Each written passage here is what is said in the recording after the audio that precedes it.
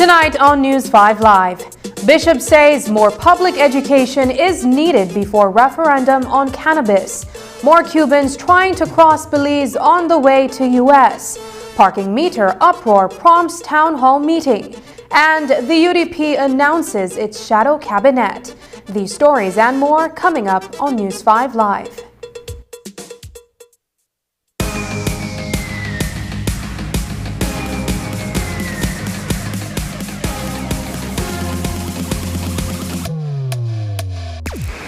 Download the SmartStream app on the Android Play Store and create your account to get access to movies and stream at home or on the go. Prepaid customers can purchase regular data packages or get a discounted rate on a special SmartStream package by dialing 7737. Postpaid customers will be billed monthly. Never miss a movie again with SmartStream.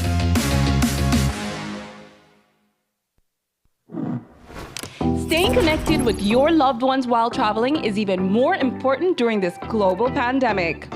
With Digi, this is even easier and more convenient with our data roaming plans. Postpaid customers have instant access to mobile data when in 41 destinations worldwide. With 3 affordable plans, starting at only $28, it's easy to instantly connect via your favorite digital platform. To purchase your data roaming plan, contact Digi before your travel date. If you are already abroad, you can contact us via email at digihelp@livedigi.com or via WhatsApp at 608-8888. For more information, visit our website at livedigi.com/digicel or visit a Digi store near you.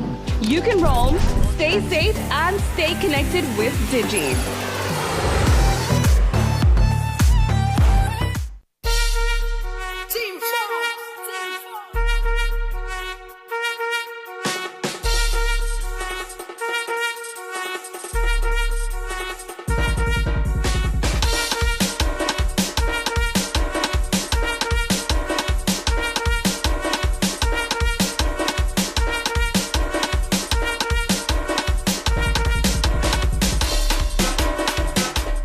In the last decade, Belize has risen to become one of the Caribbean's most popular tourist destinations.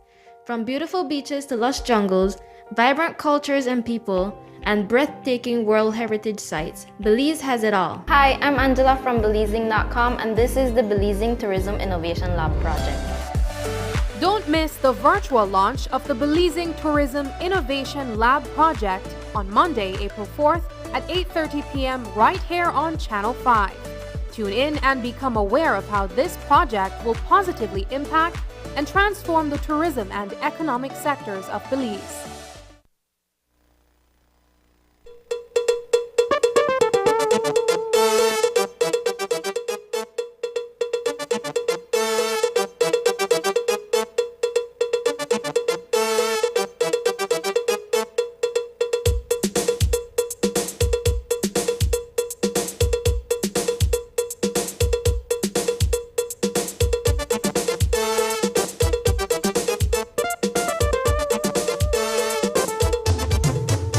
This newscast is brought to you by the Belize Bank Limited. Our country, your bank. Good evening and welcome to News 5 Live for Thursday, April 7th. I am Sabrina Daly. The Council of Churches is standing in solidarity with the National Evangelical Association of Belize in the call for a referendum on the cannabis bill. But the Council of Churches has yet to decide whether it will support the petition being circulated to trigger the referendum. Bishop Philip Wright, the president of the Council of Churches, told News 5 that while the council has received a draft of the petition, schools under the council's jurisdiction are not yet issuing the petition to parents. Bishop Wright says the council is of the view that greater public education on the bill should be advanced even before a referendum is held. We feel, however, a referendum for us ideally should follow a period of education and, if possible, a period of open forum where people could discuss the matter and so on. In other words, is not so much to rush to a referendum immediately, especially if it's going to be a national referendum. So that leaves us to conclude that you're not necessarily satisfied with the level of consultation that the government has said happened. Well, yes, I would have to say yes. And the objections of the Council of Churches in particular, and bear in mind, we are in much solidarity with our other Christian organizations. But we feel that for a bill and a decision that will so impact our people's lives, how many of our people really know what this thing is all about? And we became convinced that that is not the case, and therefore an opportunity ought to be provided for our people to learn more about the pros and cons, and then be able to make a better decision, hopefully in the form of a referendum if it comes to that. Are you aware whether or not the schools within the Council of Churches are sort of using the students to take the petition home to their parents, and whether or not the government has in fact asked for that to be halted? That is not happening in our management, and so I can't speak to that, to be honest. What is not? You're not giving we have not made that decision in our management at this point in time. The council has indeed received a draft petition form, which is still being reviewed because we have not made a decision on that as yet as a council.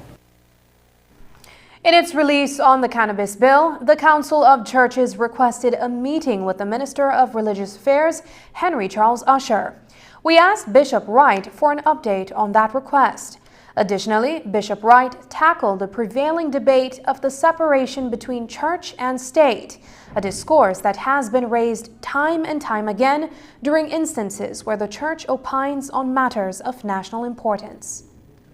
Well, we have called for a meeting with the Minister of Religious Affairs because from our vantage point, that was why such a portfolio was created in the first place, so that the cabinet, through him, could have the dialogue with the church or the churches before certain decisions are made. So yes, we are still hoping, no date has been set yet, but we are still hoping to have an audience with the Minister for Religious Affairs. Speak to the criticism of the wider population speaking to a separation between church and state. I know it's a question that's raised very often, but in a matter like this where you have a large population that actually are marijuana users who are saying, you know what, if the church don't want to use it, then don't use it, but stay out of this discourse.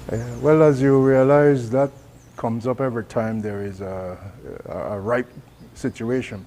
The Council of Churches, and I will say this quickly, if you remember, the last time we had sort of come public and say we hope for greater dialogue, we felt that, you know, sometimes decisions were being made without proper consultation, and then we have to react.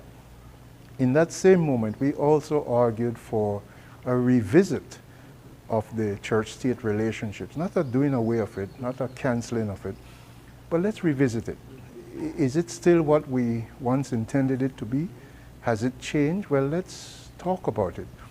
And having said that, however, I think it is important that an organization, an institution like the church is kept in the fore, because what we do out here that affects the lives of people also translate to what other decision makers make, the decisions they make that also affect people's lives. So it's hard to say you want to remove the church absolutely.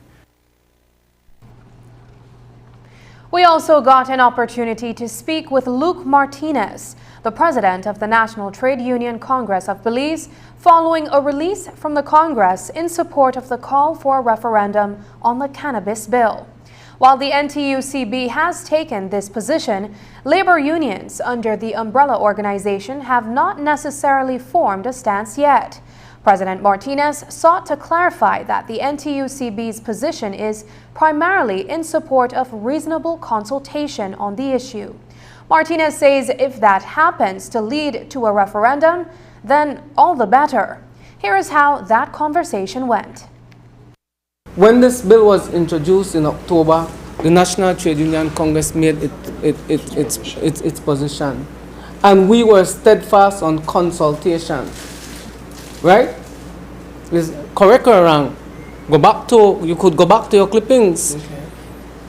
Okay, and not only on that issue, on many issues, in fact, all of the issues, the National Trade Union Congress has been imploring upon the government to conduct reasonable consultations with this body. And when you speak to other interest groups or other social partners, they'll tell you the same thing, that we're requesting and we're adamant about the reasonable consultations that needs to happen in this country, especially when we are developing policies that will affect the future of this country. Mr. Musa has said that they have done consultations with the unions, with the churches, with all of these stakeholders, and he says that the bill has gone through 2 rounds of amendments as well. You're saying this didn't happen? The National Trade Union Congress has not been consulted. Is that on you though? Because the invitation to the committee meetings at the National Assembly, did you make it a priority to attend the committee meeting at the National Assembly? Sometimes, and I hope you all don't cut this, right? Sometimes the media could be very, very ridiculous with their questions, as if though we are not Belizeans, pal. I don't need for answer a question. But how did everybody else get consulted except you guys? And the answer, no, I say I don't need for answer, but I tell you no, that we are adamant about reasonable consultation, sister. So right? What has happened is not satisfactory, basically what you're saying. You got it right. You got it right. As many as 18 undocumented migrants were detained after illegally entering Belize earlier this week. The group, which consists of 16 Cubans and 2 Nicaraguan adults, was busted in a cane field near the outskirts of Carmelita Village in Orange Walk District. The operation on Tuesday night was carried out by members of the mobile interdiction team, as well as customs officers. The foreign migrants were accompanied by 3 Belizeans, including Saul Alexander Blanco. Under interrogation, the Cubans stated that they flew to Nicaragua and traveled along a terrestrial smuggling route until they arrived in Benque Viejo, where they were met by a pair of Nicaraguans in Kaya Creek Village. From there, they traveled by vehicle to another location known as Posito in the vicinity of Carmelita Village. While in Posito, the group was to have been picked up by another vehicle, but they were nabbed by police who responded to the area. The white van that was driven by Saul Blanco was impounded, while the driver of the black van escaped. 2 other vehicles, a blue Ford F-150 pickup driven by Nair Castillo, as well as a green Nissan Xterra driven by Avid Romy Briceño, a teacher of Orange Walk Town, was also intercepted. According to the migrants, they were en route to the Mexican border where they would have proceeded to the United States. A statement issued by the Ministry of Foreign Affairs earlier today notes that the Department of Border Management and Immigration Services has seen an increase in the number of Cubans and other nationals entering Belize via irregular means. These individuals are using refugee programs to avoid repatriation and are being turned over to Help for Progress. On Wednesday, the department was informed that 13 Cuban nationals who were released to the Human Rights Commission of Belize following a Supreme Court ruling on March 23rd were no longer at the shelter. A total of 39 Cuban nationals whose objective is to reach the U.S.-Mexico border using Belize as a transit point have been taken into custody. Since the introduction of a parking meter pilot project earlier this week, business owners and residents in the downtown area, as well as restaurant owners along the entertainment strip, have been up in arms amid concerns that they are losing business. Motorists have been avoiding newly installed parking meters on Albert Street, as well as those that have been erected on Newtown Barracks. The financial impact, according to members of the private sector, is crippling sales, and they are blaming the loss in revenue on the Belize City Council. This evening, a public meeting led by Mayor Bernard Wagner is being held at the House of Culture. We go to News 5's Isani Kayatana for an update on what's taking place at the meeting. Mayor Wagner, let's begin by talking a bit about the public meeting being held here at the House of Culture this evening. What is the objective and how does the Belize City Council plan to address the concerns of residents and business owners in the areas that have been designated for the parking meters? Okay, Isani, as you know, it has been on 4 years since we launched the project. I think the Belizean community has to give it the opportunity to be successful before you can assess it. 4 days is very short period. But we are anticipating a very robust consultation tonight. This is not the first consultation we are doing, actually. We did extensive consultation with the business community in both of the areas. We did consultation with the area reps. And tonight we expect to have a very robust type of discussion on how we can listen to the concerns of the people. We are a council that listens and see how we could work out some of the glitches that some of the people have identified. But clearly we want to see this project go its course in terms of the 1-year pilot project so as to gather the required data that we need. What would the data be used for? It will be used essentially to see how viable this type of project is. Is it really, because what we have is public spaces that we want to regulate. Very important. That's a main objective of regulating the public spaces. Not about profitability, but equitability, ensuring that all residents in the city have an equal opportunity to use the public space that the city regulates, in front of Brody's, in front of Downtown Plaza, in front of the park. Many times we see these areas being occupied by taxis, by preferential parking arrangement. I think the time has come where we must make it equitable for all our residents to enjoy, and that is the gist behind this entire project. Have you had an opportunity, perhaps via some of the reporting that has taken place earlier this week, to listen to some of the concerns of the business owners along the entertainment strip in the vicinity of Newtown Barracks? Again, I had the opportunity to listen to some of them. My concern is about the vendors in the park. We had a very good meeting with them yesterday, and they pointed out some areas of concern, loading, unloading. We have since designated 2 areas for them to load, unload their food stuff. They also look at a day rate for them, a discounted day rate for those vendors who own vehicle, and we are looking at that again. They are also looking at a day rate in the park area. At a reduction for those people that want to access the park, and probably extend the hours during the course of the night to make up for that discounted during the day. Coming up, bus fares are going up, but it could have been worse. Details when we return. Who offers the best home internet experience? The truth is, Digi, of course. DigiNet has the largest fiber network and the fastest speeds with the most reliable service. That's more learning, more earning, more gaming, more bonding, more sharing, getting more things done. And now, DigiNet is even more affordable with the new entry plan, a 20 megabits per second fiber connection for just $49 monthly. And increased speeds in all plans. The truth is, only Digi has the ultimate home internet experience, with savings up to $270 when you bundle.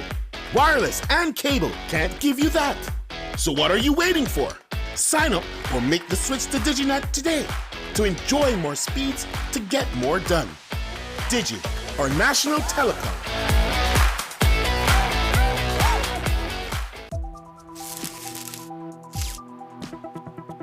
What does electrification mean to Toyota? Everything. Toyota is driven by the freedom to go anywhere, and this mentality is clear in the diversity of its electrified vehicle lineup. Whether in the around-town efficiency or off-road performance of a hybrid, the perfect blend of gasoline and electric driving of a plug-in, the technologically advanced hydrogen-powered fuel cell, or a zero-emissions all-battery electric vehicle. Toyota, electrify your drive with a powertrain for all.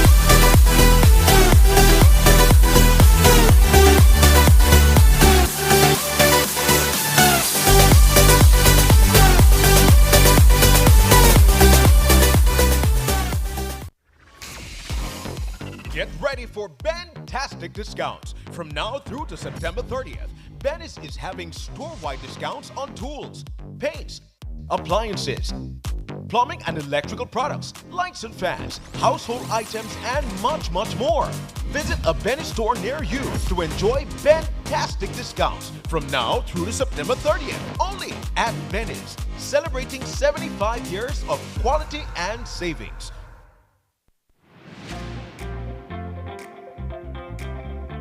With RF&G Insurance, you can request a quote, renew a policy, purchase a policy, and even file a claim effortlessly with WhatsApp.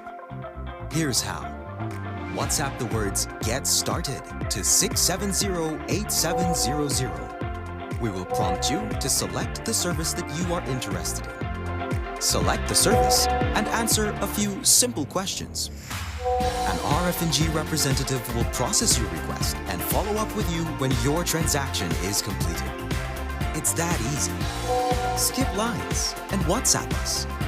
Remember, it pays to get it right with RF&G Insurance, a road group company.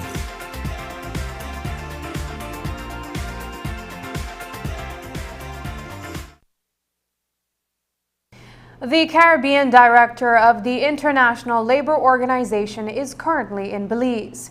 During the 5 days visit, Dennis Zulu and his team will be meeting with employer organizations, labor unions, and government representatives. It is all a part of the ILO's work within its 108 7-member states as it seeks to set labor standards and develop policies and programs that promote a decent working environment for men and women. Following a meeting with the Belize Chamber of Commerce and Industries this morning, Zulu met with the National Trade Congress of Belize to hear a presentation on the labor issues unionized workers are facing in Belize. The purpose of my visits are really two. First of all, I got appointed into my current position about a year and a half ago, but was not able to travel to the Caribbean till about 6 months ago. So my office in Port of Spain, which is the office which covers the whole Caribbean, is responsible for both English and Dutch-speaking countries and non-metropolitan territories in the Caribbean, Belize being one such member state. So what I'm doing at the moment is basically visiting the member states, and during my visits I'm meeting with workers' organizations such as TUC. I'm seeing employers' organizations such as the Chambers, who I saw earlier on today, but also seeing the government. It's really both a courtesy call visit, but really to just get acquainted with some of the issues that our constituents, as you know, the ILO is the only UN agency that comprises of 3 partners, governments, workers' organizations, and employers. So I'm here really to dialogue with them and meet them in person, since now we sort of traveling is a bit easier, but also to get an appreciation of what sort of labor market issues they are in Belize, but also trying to see how we can support our constituents in this country. ILO Caribbean Director Zulu honed in on the need for revised labor laws in Belize to meet with the demands of the time. He spoke on areas in which Belize's labor laws fail to address COVID realities, as well as occupational safety concerns. This is one of the areas the ILO has committed to offer assistance to Belize.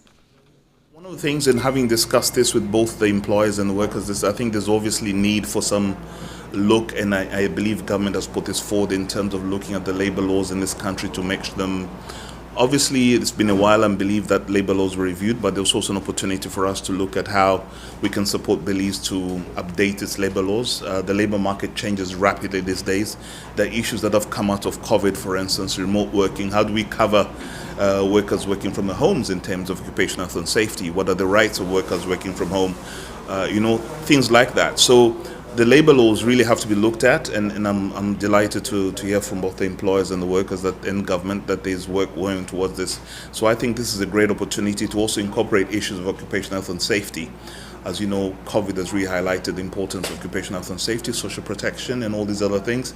So for me that sticks out because it's an opportunity for us to bring Belize up to speed in terms of what the provisions of labor law should be. But is this meeting between the ILO and the NTUCB, which promises a brighter future for workers in Belize, solely ceremonial? We spoke to Luke Martinez, the president of the NTUCB, about today's meeting and what he believes will be achieved on behalf of the labor unions he represents.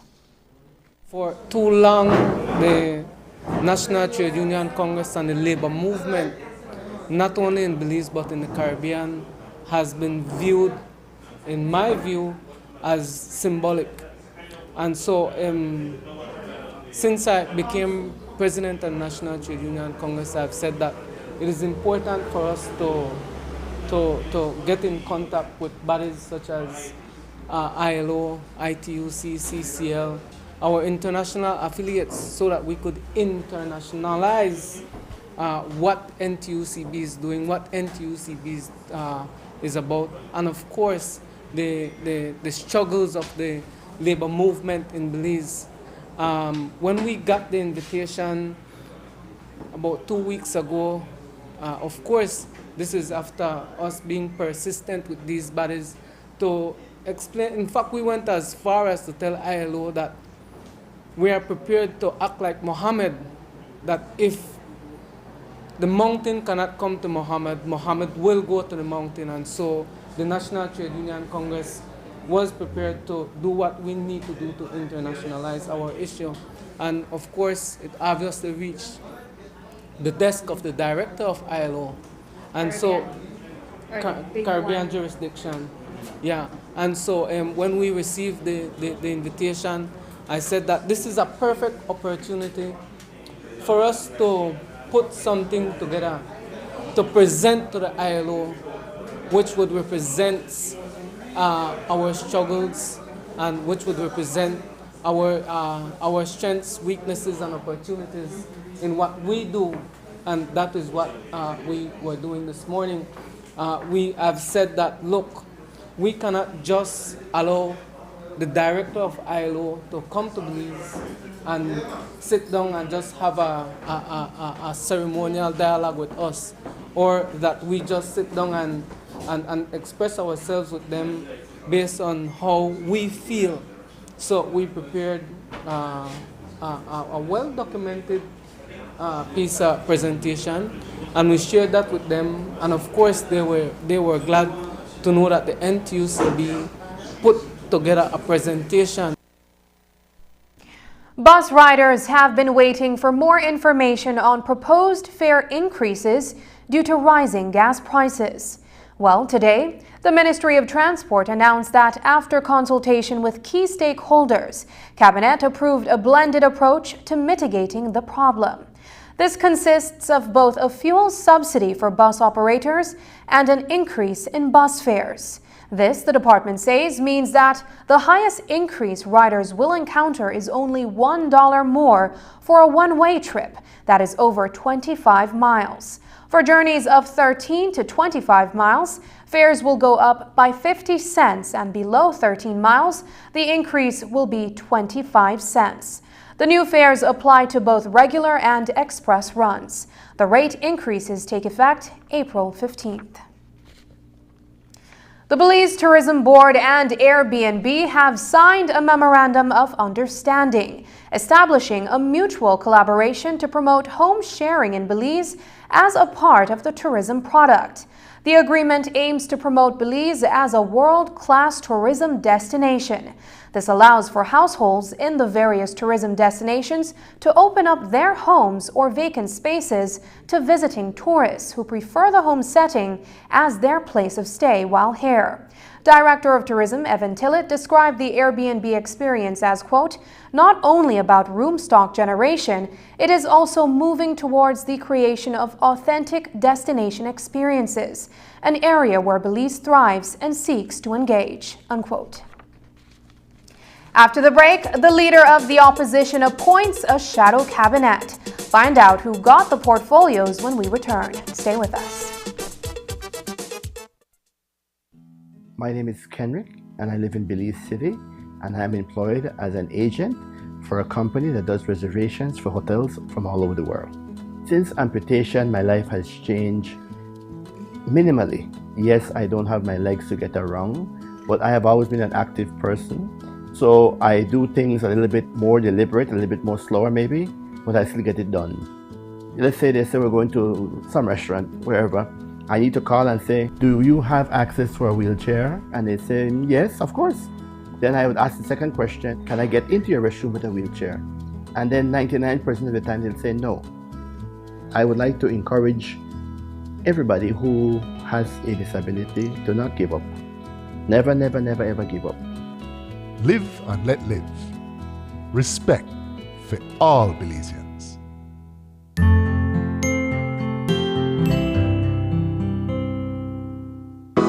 Safety is at the core of everything we do at BEL. Our teams continuously participate in training to ensure they work safely and are aware of best practices both on and off the job. We remain committed to the safety and well-being of our employees and the communities we serve while delivering safe, reliable, and sustainable energy solutions.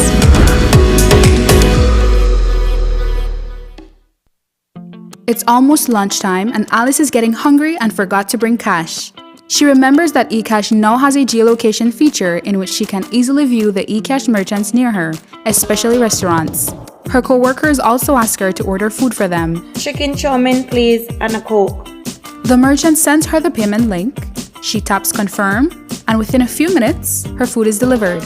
Alice then views her transaction history and taps on the transaction recently made, then taps the split the bill button where she selects the unevenly option and moves the bar to the desired amount per person. The request is then sent to her friends. Her colleagues accept the request and are ready to enjoy their meals. Geolocation and splitting the bill via eCash make Alice's life a whole lot easier.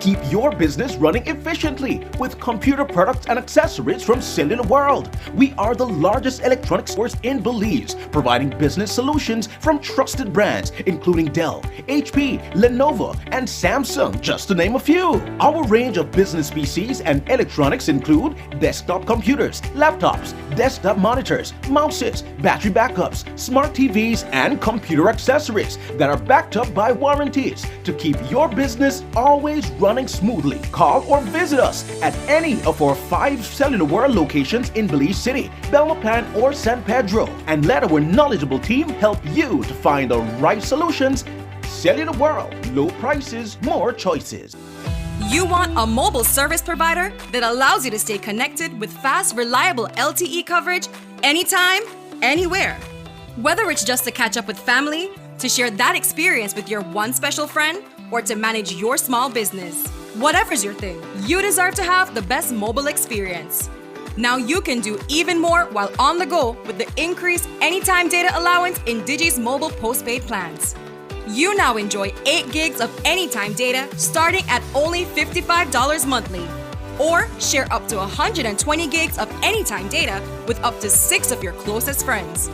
That's more LTE data for you to enjoy during the day, nights, and weekends. No restrictions. So keep your gigs up with more data plus unlimited talk and text in all Digi postpaid plans.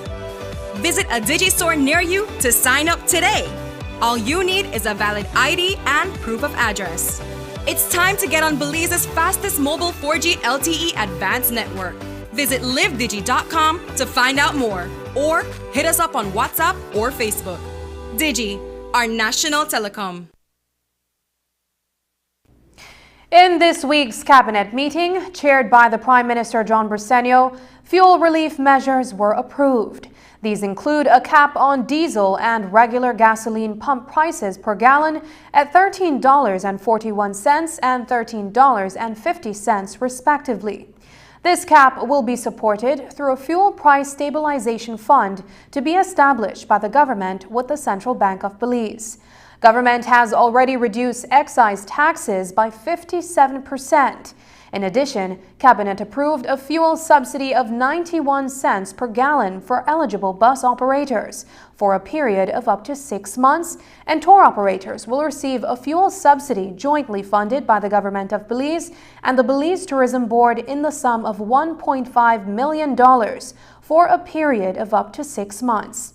In terms of natural resource management, the Forestry Department will amend the boundaries of the Siboon Forest Reserve, repeal the statutory instruments declaring portions of Mango Creek Grant Forest Reserves, amend the boundaries of the Melinda National Park, hand over 36 acres to the Stand Creek IT Vet for conservation purposes, and amend the Machaca Forest Reserve, excising 500 acres for community expansion.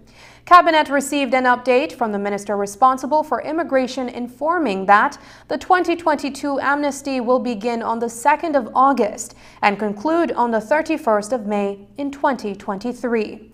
Finally, Cabinet wishes all Belizeans a blessed and happy Easter and urges extra caution and safety over the busy weekend travels. Opposition leader Moses Shine Barrow has formed a new shadow cabinet whose members will act as counterparts of the Briceño administration, those that hold cabinet positions. The party leader himself is the Shadow Minister of Finance, Economic Development and Investment. His deputy, Corzal North Area Representative Ugo Pat, is responsible for natural resources, petroleum, mining, agriculture, food security and enterprise. National Resources is a portfolio that he is familiar with, as it was his most recent ministerial assignment prior to the last general elections. UDP Chairman Mike Perfit is Shadow Minister of National Security. Similarly, he was also assigned this portfolio under the previous government. Those positions round out the hierarchy of the United Democratic Party as leader, deputy leader, and chairman, respectively.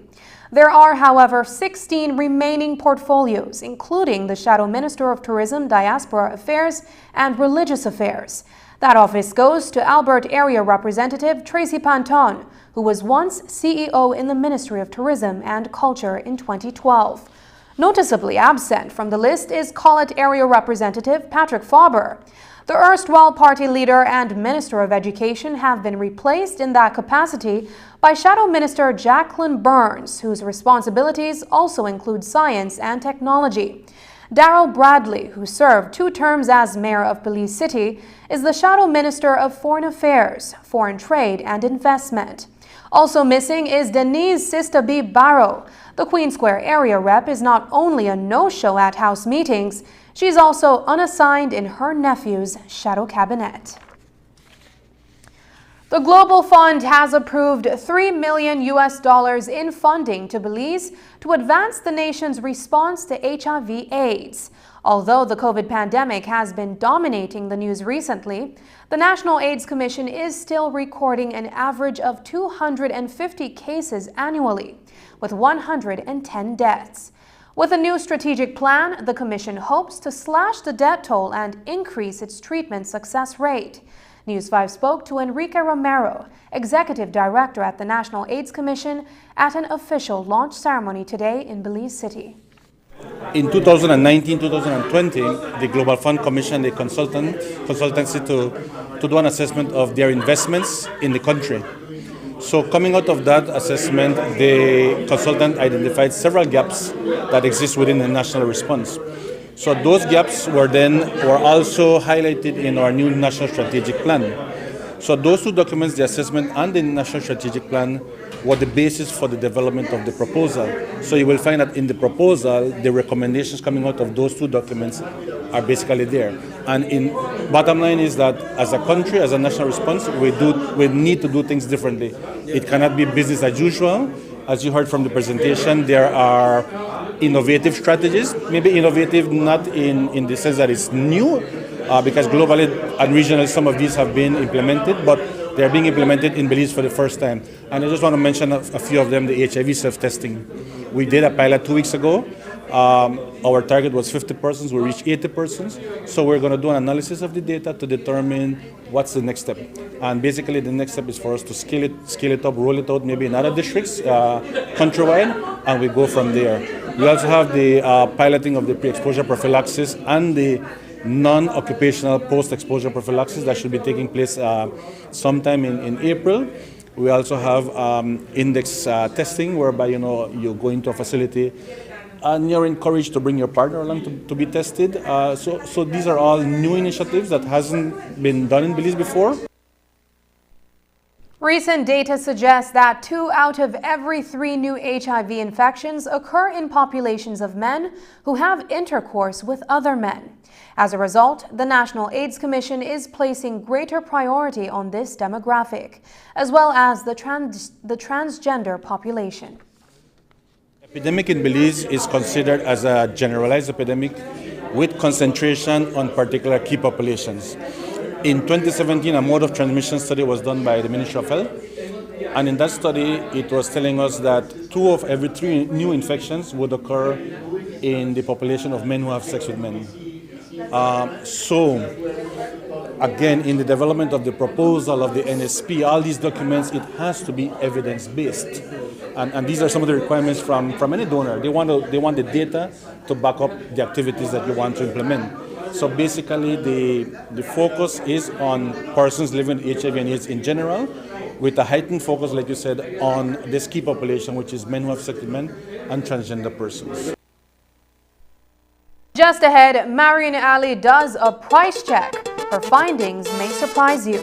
But first, here's a weather update with data from the Belize Met Service.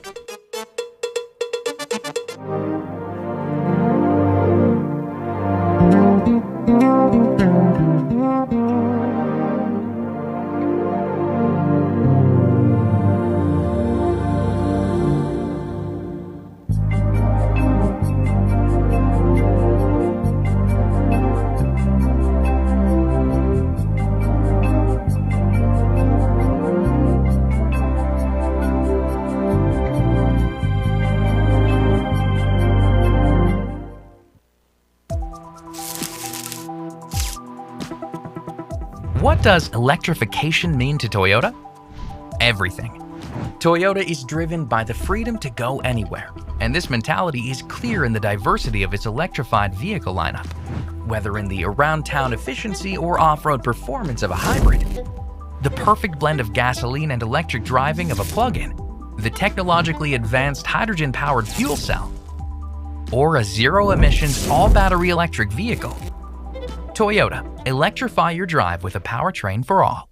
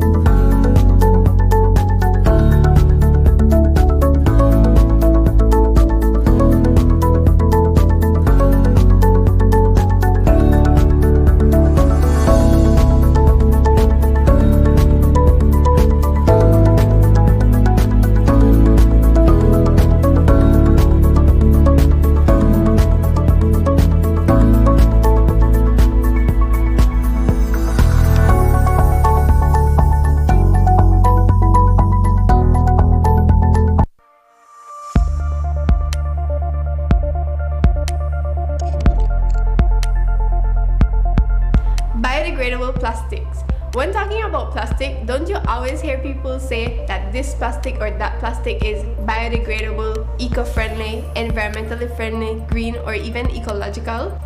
Well, the truth is that these words and many others like them are often used to give the impression that the product is better for the environment. When shopping, the terms to look for are bio-based, compostable, or environmentally degradable plastics because they are tested against specific standards to ensure that they are broken down with minimal impacts to the environment. But what does biodegradable really mean? To put it simply, it is the breakdown of something into water, carbon dioxide, and biomass by the action of living organisms, usually bacteria or fungus. However, people call some plastics biodegradable, but they never fully break down because they still contain plastics made from petroleum or inorganic material. The plastics just break down into tinier pieces called microplastics, which then enter the food cycle through the ingestion by animals that people eat. Don't be fooled, check your labels. Click on the link below to see what you can do to help end the nightmare of single-use plastics. I'm Alison Castillo, and now you know.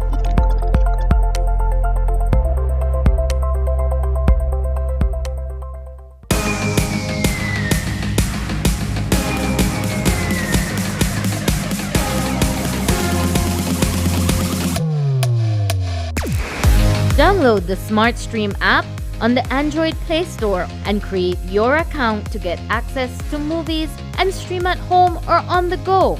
Prepaid customers can purchase regular data packages or get a discounted rate on a special Smart Stream package by dialing 7737.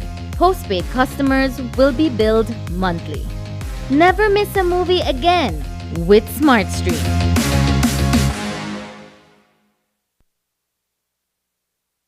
A review of the Supplies Control Unit of the Belize Bureau of Standards over the past 3 years, from February 2020 to February 2022, focused on how the price of basic food items changed.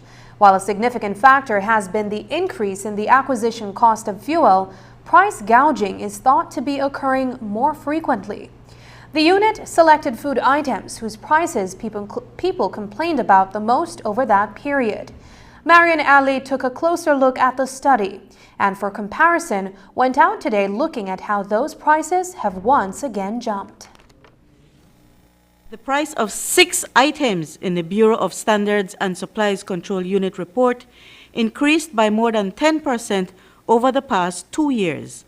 These are pigtails, Grace corned beef, 123 cooking oil, Creamy brand shortening, Grace canned sardines, and Dutch Lady condensed milk. The price of 5 of these, pigtails, Grace corned beef, 123 cooking oil, shortening, and Grace sardines increased by more than 25%. And while the price of ramen noodles has decreased once, the price of the instant meal had hiked during the review period to more than double, from 50 cents per pack to $1.20 in some cases. The Supplies Control Unit has reported that the increases are driven by a combination of increased purchase costs paid to foreign suppliers as well as increased shipping costs. In the case of the Grace corned beef, which is one of the most often cited examples of price gouging, the landed cost increased by 53% between 2020 and 2022. The cost of pigtails in brine increased by 85% for one importer during the same period. The unit also considered that supermarkets are inclined to operate in a low-margin, high-volume scenario, while smaller stores and shops tend to adopt a low-volume, higher-margin approach. The study also showed marked increases in the price of agricultural products and insecticides between February 2020 and February 2022. Freight costs by land and sea also skyrocketed, whether it was for transporting containers across the borders or sea freight for goods that come from India and China. For comparison, we went out today to check on the prices of 6 items on the same list. Our investigation took us to 3 Northside locations, which included 2 supermarkets and a grocery store, as well as to 2 supermarkets and a grocery store on the South Side. We found out that while the prices on some of the items showed a marginal difference, there were others with vast disparities in what they cost. For example, a can of Grace sardines at a Southside supermarket cost $1.99, while at a Northside supermarket, the price was 41 cents more for the same brand. A 12-ounce can of Grace corned beef at another Southside supermarket was also much cheaper than the same item at another Northside store. We've also observed the price of a liter of 123 cooking oil increase in a matter of 2 months from $3.25 to $4.99. And for people who love pigtails in their beans, they've seen the price almost double in about the same space of time. For its part, Cabinet this week informed that it has established a firm cap on diesel and regular gasoline pump prices per gallon. These are the 2 forms of fuel used the most in the productive and transport sectors. Last month, the government reduced excise taxes on diesel by 57%, which kept diesel prices at the set cost of $13.41 per gallon. Had the intervention not taken place, the price of a gallon of diesel would now be at $15.54. The tax reductions translate to a loss of over $30 million in excise taxes for the government. Now that the government has tried to stabilize the cost of fuel, we'll check again in the coming weeks to see if the prices of these items increase again. Reporting for News 5, I'm Marian Ali. In international news, the United Nations voted today to suspend Russia from the UN Secretary Council. According to the United Nations website and various global news outlets, the resolution received a two-thirds majority of those votings, minus abstentions, in 193-member assembly, with 93 nations voting in favor and 24 against. 58 abstained from the process, including Belize. Other abstentions included India, Brazil, South Africa, Mexico, Egypt, Saudi Arabia, United Arab Emirates, Jordan, Qatar, Kuwait, Iraq, Pakistan, Singapore, Thailand, Malaysia, Indonesia, and Cambodia. Among those voting against were Russia, China, Cuba, North Korea, Iran, Syria, and Vietnam. The meeting marked the resumption of a special emergency session on the war in Ukraine and followed reports of violations committed by the Russian forces. This past weekend, disturbing photos emerged from the city of Bucha and suburb of the capital, Kyiv, where hundreds of civilian bodies were found in the streets and in mass graves following Russia's withdrawal from the area. Prior to the vote, Ukrainian ambassador urged countries to support the resolution. According to the UN, this is not the first time that a member state has had its membership in the Human Rights Council suspended. Libya lost its seat in 2011 following repression of protests by ruler Muammar Gaddafi, who was later overthrown. Today's vote took place on the anniversary of the 1994 genocide in Rwanda, and the Ukrainian ambassador drew parallels with this dark page in recent history. Up next, Belizeans in the U.S. making a name for themselves in volleyball. Stay with us. In a world where so much is going wrong, so many things are uncertain, and hope feels nowhere to be found, do you ever find yourself wondering where God is in all of this? It's normal to have questions about God sometimes. This Easter, we're ready to tackle some of these tough questions. Visit sagebrush.church/Easter to check out all our service times and ways to watch at one of our physical locations, online, or on TV.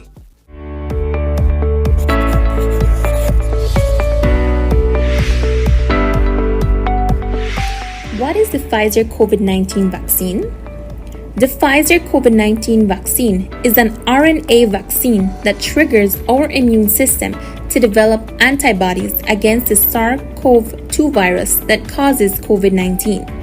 It helps to reduce hospitalization, severity of the disease, and death. What is the Pfizer vaccine made of, and is it safe? The Pfizer vaccine is made up of mRNA messenger ribonucleic acid, which are molecules that carry the genetic information needed to make proteins, lipid, salts, and sugar. It is safe for persons 12 years and older and does not contain the COVID-19 virus, hence cannot cause infection. Tests have shown that the vaccine is effective against current virus variants. Who should take the Pfizer vaccine?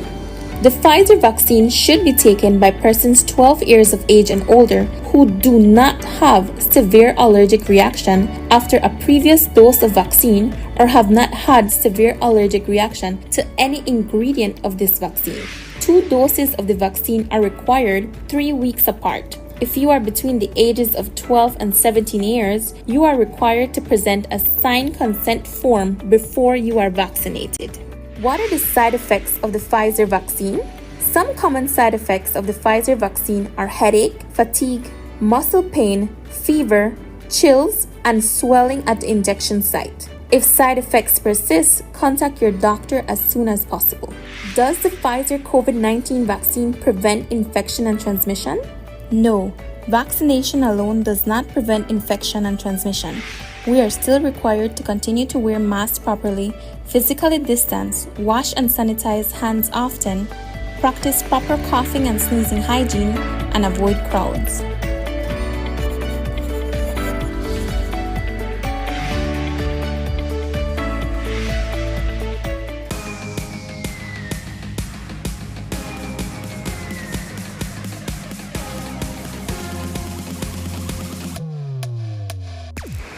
Download the SmartStream app on the Android Play Store and create your account to get access to movies and stream at home or on the go. Prepaid customers can purchase regular data packages or get a discounted rate on a special SmartStream package by dialing 7737. Postpaid customers will be billed monthly. Never miss a movie again with SmartStream.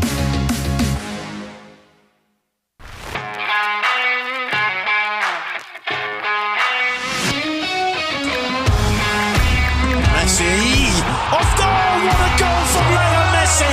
What an incredible strike from Leo Messi!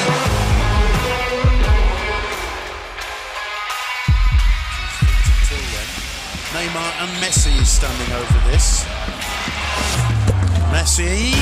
Off goal! What a goal from Leo Great entertainment stays with you, and we bring you great entertainment. Next Gen, the ultimate digital experience.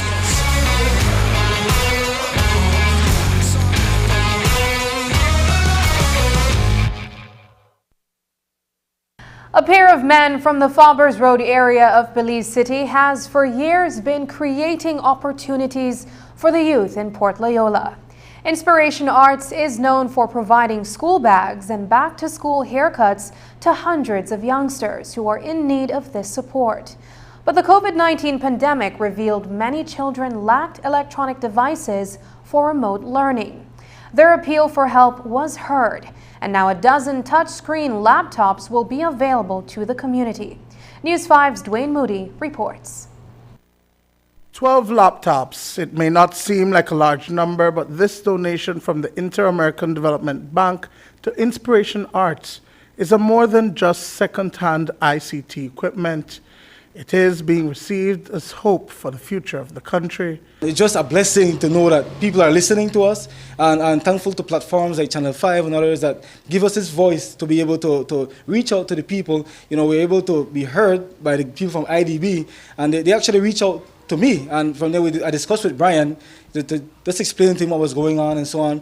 We were able to put a proposal forward to them, and they gracefully, you know, they were happy to help us. They were replacing some of the computers, and we were able to get some of those computers. But the caveat with it was we didn't get the stuff to give away. They wanted to be able to bless as much people as possible. A small space on the second floor of the Port Loyola Organization for Women was made available to Inspiration Art and is now being transformed into a resource center in the heart of Crawl Road. It will primarily provide a safe space for students who are without access to devices for educational purposes. The last time we did an interview, we were at the St. John Vianney giving away school bags. And through those, you know, strategic planning and sessions that we had with them, we realized that the school bags was not the major need at the time. It was the kids need to be connected to school.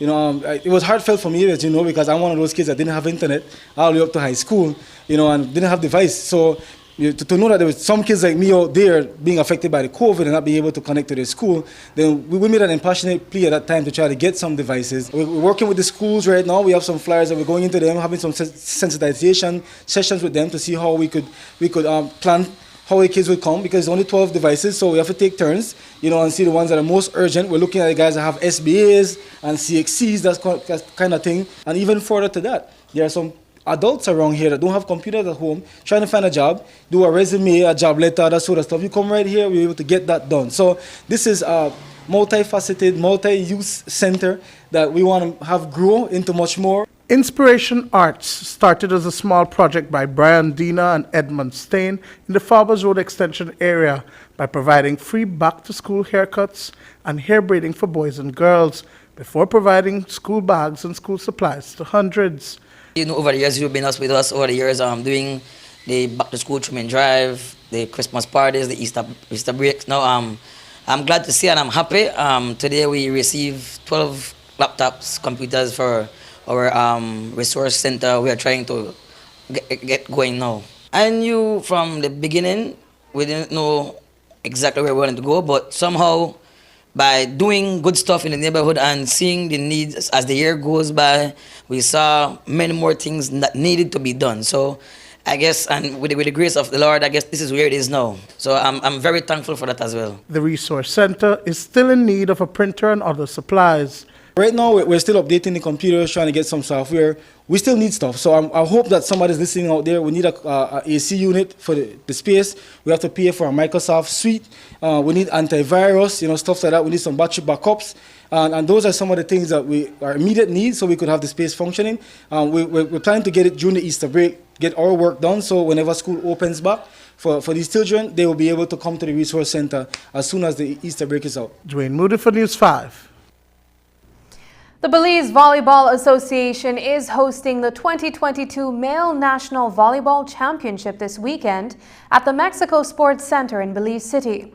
On Saturday, April 9th, 12 teams from across the country will be competing in 22 matches, starting at 8:30 a.m. Entrance fee for adults is $5, while children ages 6 to 12 will have to pay $3 to enter. Then on Sunday, the top teams will play in the semi-final and final rounds to determine this year's champs and the athletes who will walk away with bragging rights. Speaking of volleyball, one Belizean volleyball athlete is making waves in the U.S. for Calumet College in St. Joseph in Indiana. Francis Hawes was one of 4 Belizean volleyball athletes who successfully acquired athletic scholarships. Hawes' level of performance over the first season in the U.S. made him Freshman of the Year. News 5's Dwayne Moody reports. Crimson Wave's Freshman of the Year has been awarded to Belizean volleyball athlete Francis Hawes. It was a pretty exciting feeling when I got the news. But yeah, I put in the work and I guess the other team saw that and they voted me as Freshman of the Year. Yeah, so I'm pretty thankful and grateful for the other teams that voted for me. I remembered one game that we had here. I scored 43 points. That's my career high for right now. So yeah, I just like keeping that same motivation and getting better and better each year. In 2021, Hawes and Edgar Martinez acquired scholarships to play and pursue bachelor's degrees in graphic design. Hawes initially planned to be in Canada 3 years ago, but was not able to get the requisite student visa. And then, despite COVID, he persevered and is now studying and playing at Calumet College. The experience has definitely been different. I had to adapt to the weather, of course, and to the players. We had a lot of international players here, so it was like you had to adapt to different cultures as well. And yeah, I had like 3 other different Belizean guys here. So we just talked together as a team, and that's how we did it. Well, coming here, the coach told me and Edgar and the other guys that we need to be focused in our books, because if we're not focused, then we're not going to play. So we had conversations about that before the season, the whole team. So all of us are focusing on our work. And also they have a lot of tutoring services here for free. So when you're free, you go to the library, you do your homework, you get tutoring. His story is not only one of success, but serves to motivate others. Hawes grew up in Southside Belize City in the St. Martin de Porres area.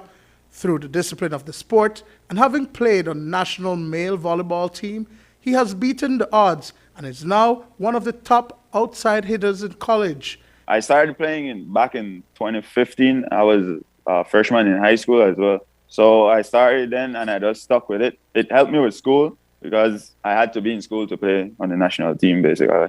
And yeah, and I played on the school team back home, so I just stuck with it. And eventually it got me here. I got a scholarship to further my education and get my bachelor's degree. So yeah, volleyball has done a lot of work for me. So I'm grateful for the sport. You have to look at your surroundings and you have to want better for yourself. So if you're in a tough situation or tough surroundings, you just better yourself, and you can't like focus on the wrong things.